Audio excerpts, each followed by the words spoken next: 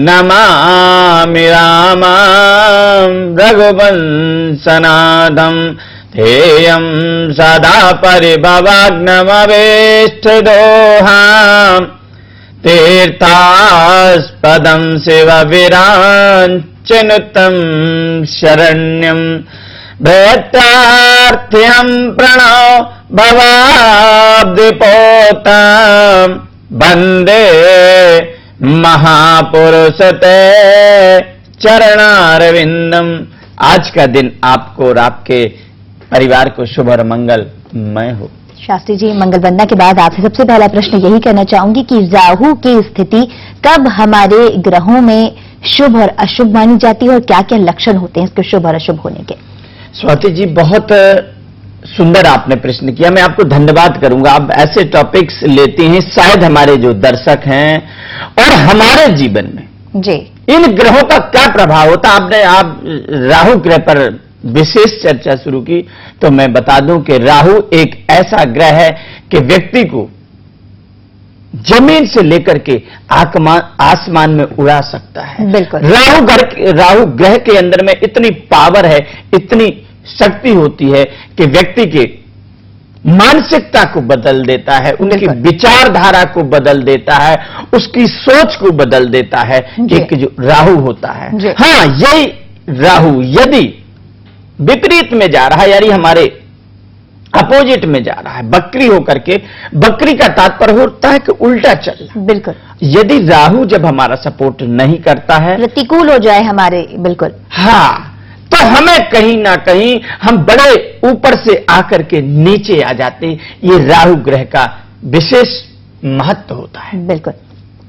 अब आपने प्रश्न किया कि आखिर राहु हमारे जीवन में, यदि राहु की महादशा चल रही हो, बिल्कुल, राहु की अंतरदशा चल रही हो, राहु नीच का होकर के बैठा हुआ है, राहु अति शत्रु का होकर के बैठा हुआ है, तो कहीं ना कहीं ये हमारे जीवन में एक निगेटिव प्रभाव ले आता है। निगेटिव का तात्पर्य होता है कि हमारी सोच, क्योंकि कहते हैं कोई भी कार्य करते हैं तो पहले हम सोचते, हमारी सोच को डाउन कर देता, हमारे घर परिवार में कलह उत्पन्न करता है।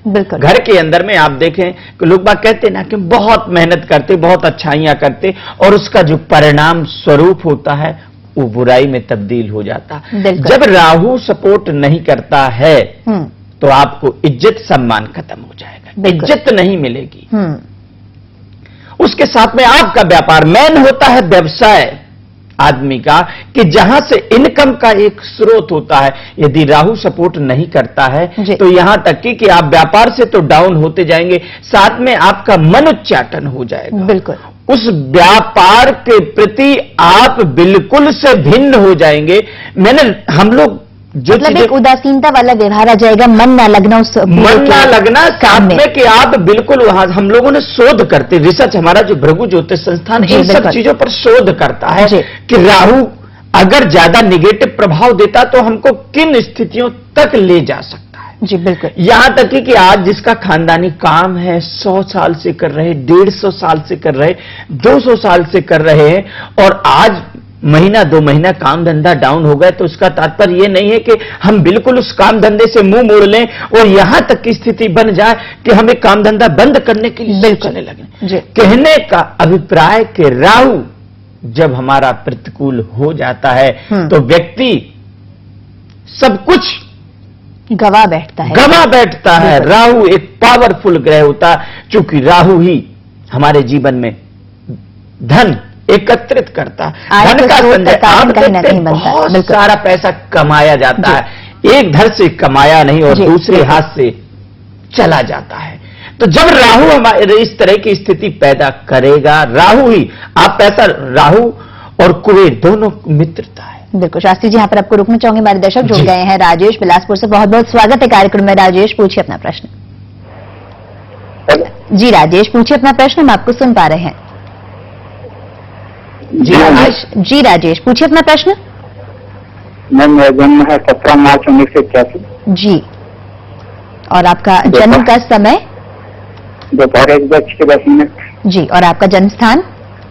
शहडोल, मध्य प्रदेश। जी, क्या समस्या है आपकी राजेश? मैं कैरियर के बारे में